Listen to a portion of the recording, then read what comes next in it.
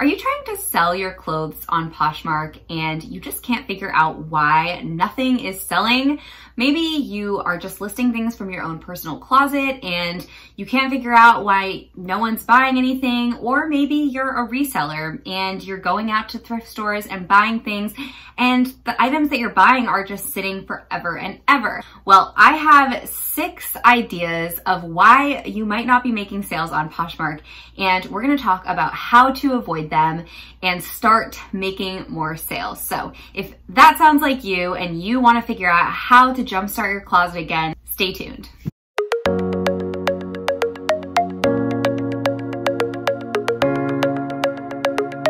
Hi everyone, my name is Laura and I am a full-time reseller on Poshmark. I also sell on eBay, Mercari, and Tradesy. I've been reselling for 1.5 years now, but I have been full-time for about 6 months or so. And I have a little bit of insight in terms of how to jumpstart sales when sales are slow, or if you're just not making any. I have some ideas as to why that might be and how you can address it and start making sales on Poshmark. So let's just get right into it. We're gonna go through 6 mistakes to avoid on Poshmark that might be the reason that you're not making any sales. Number 1. You're spending too much time on the social aspect of Poshmark. Now, don't get me wrong, Poshmark can be a lot of fun. And one of the distinguishing features of Poshmark compared to a lot of other selling platforms is that it is a social media site in addition to a selling platform. You can follow people, you can talk to people, not direct messaging, but you can comment and you can, follow them and kind of get into this community of resellers. You can share their listings, they can share yours. There's a lot of things that you can do to interact with other sellers that isn't necessarily available or a pressure on other platforms. And if you aren't making sales on Poshmark, I would highly encourage you to take an inventory of what you're spending your time on. And if you're spending a lot of time, and honestly by a lot, I would say an hour or more a week on sharing other people's listings, or, following people or commenting on people's host pics, all of these things that are really not necessary to making sales on Poshmark, then I would highly encourage you to not do that stuff anymore and use that time instead on your own listings. Which brings me to number 2. You are not spending enough time on your photos or your listing descriptions. Now, if you're anything like me, listing is not your favorite part of the process of being a reseller. I love thrifting, I love finding the items, but when it comes to steaming and photographing and listing them, I am less enthusiastic. But trust me and hear me out when I say that it is a really important part of the process. And if you're not spending enough time on your photos, first of all, to make sure that there's good lighting, that you have a nice background, that everything looks clean, and maybe you steamed everything so that it looks clean and fresh, and you spend time on your descriptions, you make sure that you pack some keywords in there that people might be searching for, maybe include measurements if you feel like people are asking for them a lot, kind of just including any information in the description that if you were buying, you would want to know. And that will give your buyers more confidence when they're looking at your listings. Because here's the thing, I buy on Poshmark almost as much as I sell. Definitely not as much. That would be a problem. But I do buy on Poshmark a lot. And the process for me when I'm buying on Poshmark is I go through and I like a bunch of things, and then I go back and I figure out which ones I want to buy. And the determination could be if someone sent me an offer, or it could be as simple as one listing included measurements, so I could be sure that that item would fit me, and the other listing didn't. And instead of asking for measurements and waiting for that seller to respond, if they ever do, I'm just gonna buy from the seller that already included them. So just beefing up your descriptions and just making sure that your photos are visually appealing is going to help a lot of people to feel confident and to buy from you. So if you're not spending enough time on your photos and listings, maybe stop doing the social aspects of Poshmark and spend more time in those areas. Now, when it comes to taking great photos, that will only help you if the items that you're picking out in the first place are high quality items. So that brings me to point number 3. The third reason that you might not be making sales on Poshmark is because you're focusing on quantity and not quality. Now, hear me out when I say that there are all different styles, there are all different types of resellers, and I don't think one type of reseller is better than the other. And by that, I mean, you don't have to have items that have a high average sales price in order to be a really successful reseller. You can have items that are a low average sales price, but that sell fast because they're trendy and they're still desirable items. So what I'm talking about here is just making sure that the items that you're picking out are desirable. And I would encourage you to even go a step further, and when you're in the thrift store, to be thinking about your ideal buyer and catering your closet experience to that buyer.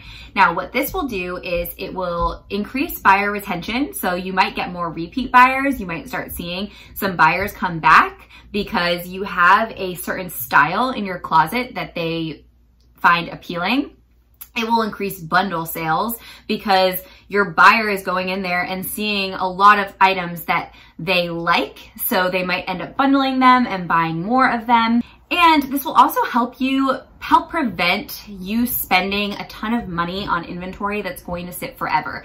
And by this, I mean that if you can pinpoint a specific style, a specific aesthetic, anything that kind of ties your closet together, then you can become really knowledgeable in that specific area. So if your style is bohemian and you're really into like Free People and Anthropology and those kinds of brands, you can get really knowledgeable about those kinds of brands, that specific style, that specific aesthetic, and you can picture that buyer when you're out at the thrift store. And that will help you to not try and dabble your hands in too many different pots at once. And I'm sure there are resellers that are successful in doing this, but for me, one of the things that really helps me is to picture my ideal buyer and to only buy things that that specific customer would find appealing, and making sure that there is a market there. Number 4, the fourth reason that you are not making sales on Poshmark is because you're giving up too fast or you're expecting results too soon. So this is kind of more directed towards any newbie Poshmark resellers out there. But if you just started selling or you just started listing last week or even last month or even 2-3 months ago, take a deep breath, because it takes time to establish yourself as a reseller. Just like any other business, it takes time and consistent effort to make sales, to grow a client base, to get your foot in the door, to build trust, to, even just logistically to have enough inventory to be making consistent sales. So if you're brand new to reselling and you just listed stuff like a week ago, a few days ago, it might not be selling yet, and that's totally okay. It doesn't necessarily mean that you're doing anything wrong. However, if it has been a little while, maybe a few months, and you're still not seeing a lot of sales, I would encourage you to really look at the inventory that you're bringing in, look at your pricing, kind of figure out what is it that's not working for people.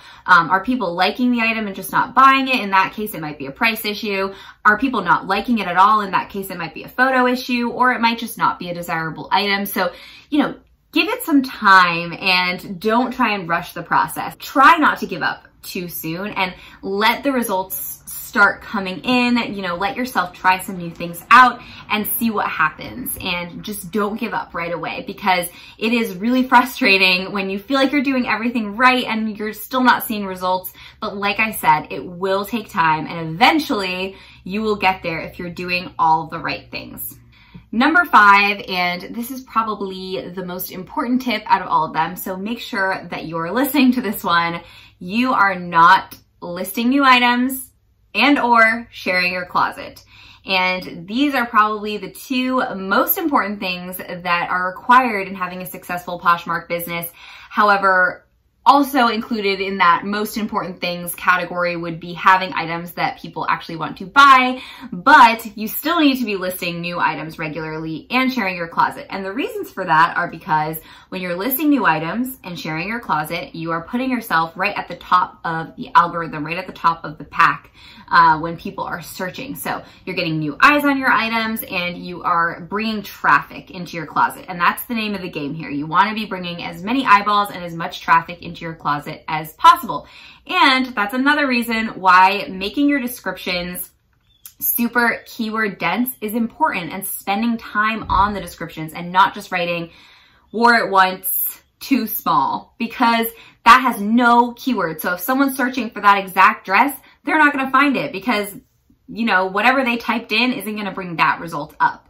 So packing your keywords in there is also really important, because depending on what someone's searching, they might not find your item if you don't have the right keywords. And if someone's just Googling and looking for a specific style of dress, let's say, and you have that listing and your keywords are super dense and you have every possible search term in there, then your listing is going to come up even on Google. So even if they're not searching in the Poshmark app, make sure that you're listing new items and sharing your closet, because it's refreshing your listing, it's making it look brand new to buyers, and it's bringing more eyeballs onto your listing. And like I said, this is very important. It is key, especially on Poshmark, where there isn't really an algorithm. It's just based on when you last shared your item or when you listed it. So those are two really important factors. And if you're not sharing your closet and you're not listing new items, I'm not very surprised if you're not making sales. That was a lot of knots. I hope you followed it. And the last tip that I have, tip number 6, is if you're not making sales on Poshmark, it might be because you're not taking advantage of all of the amazing tools that Poshmark offers to buyers.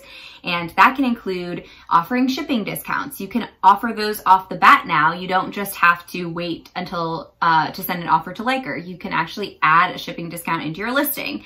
I'm not really sure how I feel about that yet. I'm experimenting with it, but leave comments below if you have come up with a process for how to include discounted shipping off the bat, because I'm really not sure what I'm going to do with that yet. But that's an option. You can also send offers to Likers. You can utilize Closet Clear Out. You can send comments in bundles. You can interact with the buyers in the comment section. There's so many ways to interact with buyers to stir up some interest in your sales. And if you're not doing any of that, then you're really taking a passive seat in terms of your reselling business, and you're letting the buyers exclusively come to you. And sometimes they will if they really want the item. But I would say more times they're window shopping, they're looking around, they're looking at other people's items too. Yours isn't the only one that they're considering. So if you're sending offers and you're interacting with the buyers and you're making it clear that you are a good seller, that you're responsive, that you're someone that's going to, you know, take care with their item, then they're going to be more likely to buy from you instead of the other sellers. So try to remember that reselling is an active sport. And I would encourage you to try and send offers to Likers at least once a day. That's what I try and do. When Closet Clear Out comes along, I'll message buyers and tell them about the discounted shipping. So there's a lot of different ways to utilize the features that Poshmark has on their app and make sales that way. So if you're not using those features, I would highly recommend that you start doing so. All right, that is all for today's video. And I just wanted to, before I close, add a quick kind of personal note. I have been MIA on YouTube for the past month and also on Instagram, and I just wanted to kind of address it. I took a break. I took a hiatus from social media. It was unplanned, and I just decided that I was getting really overwhelmed with everything. I recently started a new part-time job, and that was taking a lot of time. I just decided to take a break, and I really appreciate if you're sticking around, if you're still watching this video. I am back. I feel great. I feel refreshed. I had my birthday. I turned 25, and I also got to spend a lot of time thinking about what kind of content that I want to put out on this channel. And I have some really creative ideas that I'm super excited about. And I have sort of a content schedule laid out. So it gave me a chance to really collect myself and figure out what I want to do with this channel. So with all of that being said, I will be posting a new video every Wednesday, most likely in the evening, from now into the future. So if you are not yet subscribed, I would love it if you would subscribe to my channel. Come hang out with me on Wednesdays, and if you hit the notification bell, you'll get notified every time I publish a new video. Or you can follow me on Instagram. I'll include my handle down below, and you can follow me over there, and I always post on my story when I publish a new video. And I want to say thank you so much to everyone who has subscribed, even while I was away. I was getting new subscribers, and I want to say thank you to everyone who's new to my channel, a new subscriber. I am so close to 1,000 subscribers that I can taste it. And that goal when I first started this channel felt impossible in some ways, and I'm so close and I'm so excited. So thank you so much if you are watching my videos, if you're interacting in any way with my content. I so appreciate it, and I'm excited to be putting out new videos every week for you guys. So thanks for watching, and I will see you guys in the next one. Bye!